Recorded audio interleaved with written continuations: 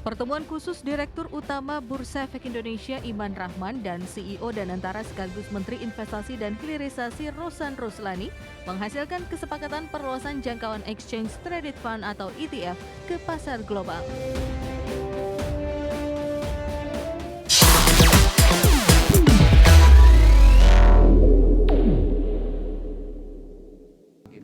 Ya, pemirsa, Badan Pengelola Investasi Danantara secara khusus menjalin kolaborasi dengan Bursa Efek Indonesia dalam mendorong inovasi di pasar modal Indonesia yang kolaboratif. Kolaborasi Danantara Bursa Efek Indonesia ini menyasar perluasan pasar global.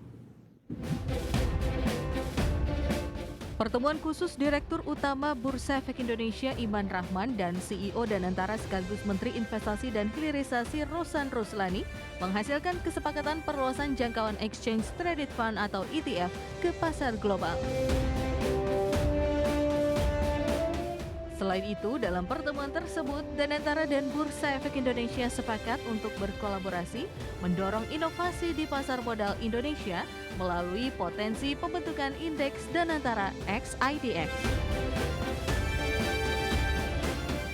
Inisiatif Danantara X IDX ini bertujuan meningkatkan benchmark investasi yang transparan, aksesibilitas investor, serta produk pasar modal Indonesia yang relevan dengan tren global. Jakarta, Tim Liputan IDX Channel.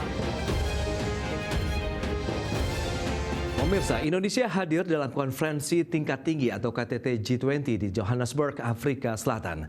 Dalam konferensi yang dihadiri puluhan kepala negara ini, Indonesia kembali mempertegas bahwa setiap negara berhak untuk menentukan arah pembangunannya sendiri.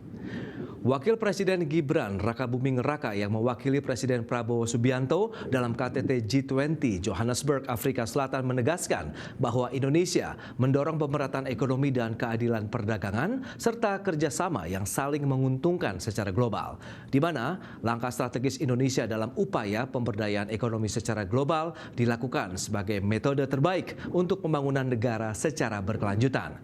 Selain itu, Indonesia juga mendorong peran perdagangan dan keuangan dalam mewujudkan pembangunan yang berkeadilan di setiap kawasan benua Asia, Afrika, Amerika, Eropa, dan juga Australia. Menurut Wapres Gibran, Indonesia meyakini pertumbuhan global tidak hanya harus kuat, namun juga adil dan inklusif untuk memajukan setiap bangsa.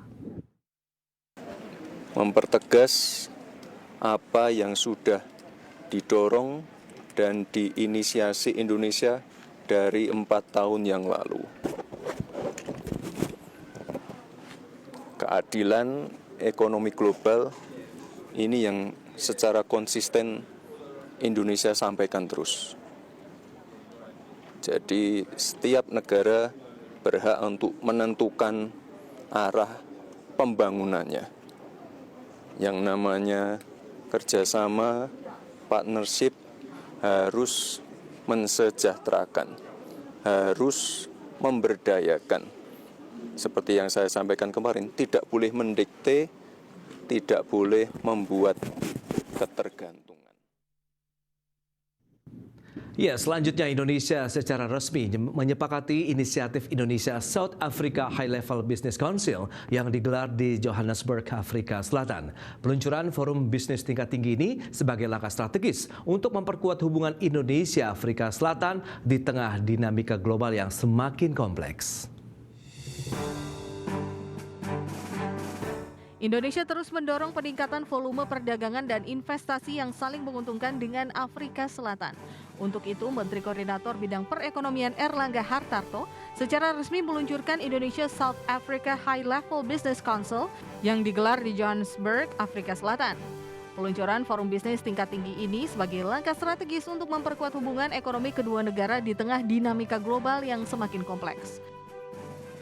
Menko Erlangga menegaskan bahwa pembentukan forum bisnis tingkat tinggi ini bukan sekedar seremoni diplomatik, melainkan bentuk komitmen nyata untuk memperdalam kerjasama ekonomi Indonesia dan Afrika Selatan, di mana saat ini Indonesia dan Afrika Selatan menempati posisi penting dalam perekonomian global. Keduanya merupakan negara berkembang dengan potensi pasar yang luas, sumber daya melimpah, serta pengaruh signifikan dalam berbagai forum multilateral. Afrika ini dianggap sebagai benua masa depan dengan pertumbuhan cepat, potensi strategis, yang mendukung industrialisasi, pembangunan berkelanjutan, dan stabilitas ekonomi global.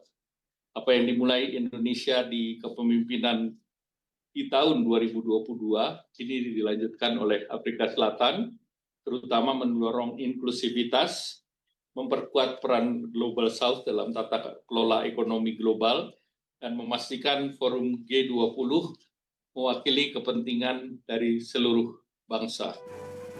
Indonesia South Africa High Level Business Council ini menjadi modal kuat untuk memperluas kerjasama yang lebih produktif dan adaptif terhadap perubahan rantai pasok dunia. Selain itu, peluncuran forum bisnis tingkat tinggi ini menjadi simbol penguatan kemitraan ekonomi Indonesia-Afrika Selatan yang lebih progresif, inklusif, dan berkelanjutan. Indonesia menilai momentum ini penting untuk memacu pertumbuhan jangka panjang, membuka peluang lebih luas bagi pelaku usaha, serta memberi manfaat langsung bagi masyarakat di kedua negara. Jakarta, Tim Liputan IDX Channel.